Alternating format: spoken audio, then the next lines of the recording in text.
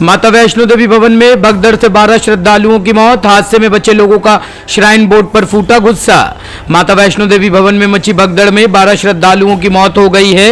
हताहतों की संख्या बढ़ने की आशंका है। जम्मू कश्मीर के डीजीपी दिलबाग ने बताया कि इस भगदड़ में 12 लोगों की मौत हो गई है और 13 लोग घायल हुए हैं। वैष्णो देवी मंदिर में भगदड़ चलते हुए भीषण हादसे के लिए प्रत्यक्षदर्शियों और दुर्घटना में बाल बाल बचे लोगों ने श्राइन बोर्ड पर ठीकड़ा फोड़ा है। मौके पर मौजूद लोगों ने कहा कि नए साल के मौके पर भारी भीड़ मौजूद थी और उसके मिसमैनेजमेंट के चलते ये दुर्घटना हुई। शनिवार को सुबह 2:45 पर भगदड़ मची और 12 लोगों की मौत हुई है, जबकि 14 लोग घायल हुए हैं। गाजियाबाद से माता का आशीर्वाद लेने आए एक श्रद्धालु ने कहा कि इस दुखद घटना की कोई और वजह नहीं है बल्कि कुप्रबंधन है। उन्हें पता था कि आज बड़ी संख्या में लोग जुट सकते हैं, लेकिन लगातार लोगों को एंट्री दी गई और फिर यह हादसा हो गया। हालांकि श्री माता वैष्णो देवी श्राइन बोर्ड ने आरोपों को खारिज किया है। जी सर, अभी मैं देख करके आया हूँ 9 डिस्चार्ज हो गए, जो 7 लोग बचे हैं उसमें कुछ वेंटिलेटर पे हैं, लेकिन वो भी स्टेबल हैं। डॉक्टर कह रहे हैं कि ये भी ठीक हो जाएंगे। जी सर, घटना की जांच के निर्देश दे दिए गए हैं। प्रमुख सचिव गृह, एडीजी जम्मू और डिविजनल कमिश्नर जम्मू, ये तीनों जांच करके रिपोर्ट देंगे। मौत का कोई मुआवजा नहीं होता है, लेकिन श्राइन बोर्ड ने मृतकों के लिए 10 लाख रुपए और घायलों के लिए 2 लाख रुपए और उनको पहुंचाने का इंतजाम किए गए हैं। 12 डेड बॉडी में से 10 पहुंचा दी गई है, 2 लोग सुबह जाएंगे। जांच के बाद ही मैं समझता हूं कि चीजें स्पष्ट हो। सर, प्रधानमंत्री जी से आपकी बात हुई है? प्रधानमंत्री जी से बात यही होगी कि रेस्क्यू किया जाए, जो मदद है वो पहुंचाई जाए, लोगों का इलाज किया जाए। ये बात हुई है और मुझे लगता है कि जांच के बाद फिर आगे की बात आप लोगों को जाएगी। सर, प्रारंभिक जिम्मेदारी किसकी लग रही है सर इसमें पूरे मामले में?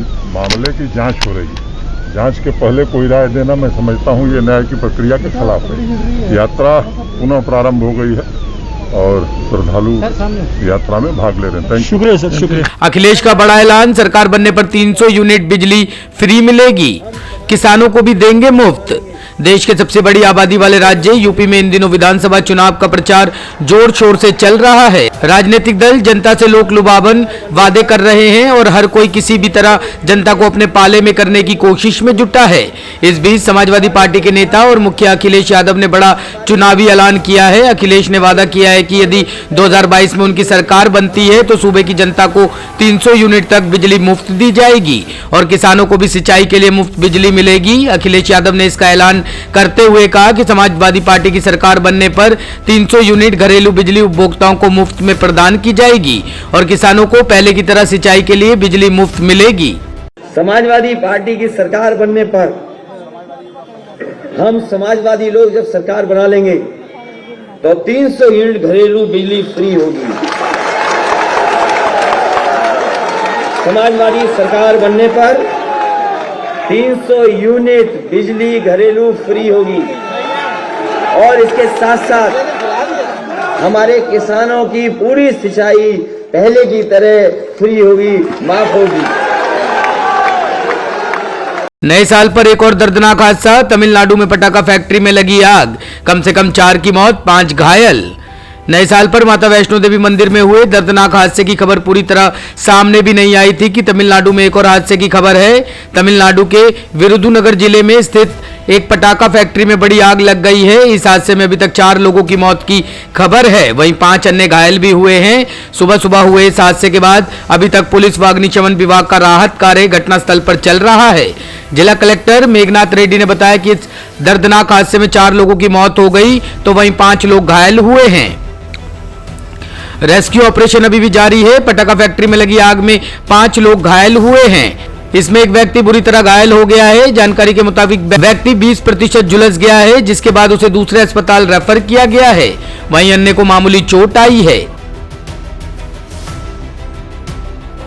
हरियाणा के भिवाड़ी में बड़ा हादसा, जमीन खिसकने से कई दबे, 4 लोगों की मौत। हरियाणा में भिवानी जिले के डाडम में खनन के दौरान पहाड़ का बड़ा हिस्सा ढहने से 4 लोगों की मौत हो गई, जबकि 2 अन्य गंभीर रूप से घायल है, जिन्हें हिसार के सरकारी अस्पताल में भर्ती कराया गया है। राज्य के गृह मंत्री अनिल विज ने जानकारी दी। इसके साथ ही उन्होंने हादसे पर दुख जताते हुए कहा कि घटनास्थल पर राहत अभियान चलाया जा रहा है। अनिल विज ने कहा कि हरियाणा के भिवानी जिले में माइनिंग साइट पर जो हादसा हुआ है उससे मैं बहुत दुखी हूं। प्रशासन द्वारा रेस्क्यू ऑपरेशन चलाया जा रहा है। गाजियाबाद से एनडीआरएफ की ओर से मधुबन से एसडीआरएफ की टीम बुलाई गई है। हिसार से सेना की एक यूनिट भी बुलाई गई है। अभी तक 4 लोगों की मृत्यु हुई है। मथुरा में बड़ा हादसा, कार सवारों ने गश्त कर रहे पुलिस कर्मियों को रौंदा, दरोगा की मौत, 3 सिपाही घायल।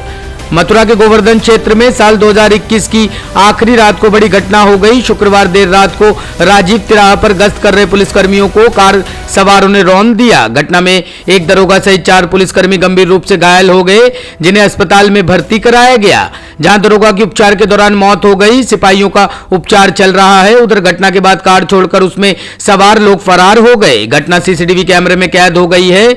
नववर्ष पर गिरिराज धाम में श्रद्धालु भक्तों की भीड़ बढ़ने पर ट्रैफिक व्यवस्था संभालने के लिए दरोगा रामकिशन, सिपाही अमित कुमार, अनुज कुमार, वाहन चालक अतेंद्र कुमार राजीव तिराहे पर गश्त कर रहे थे। उसी दौरान एक कार कस्बा की ओर से आई।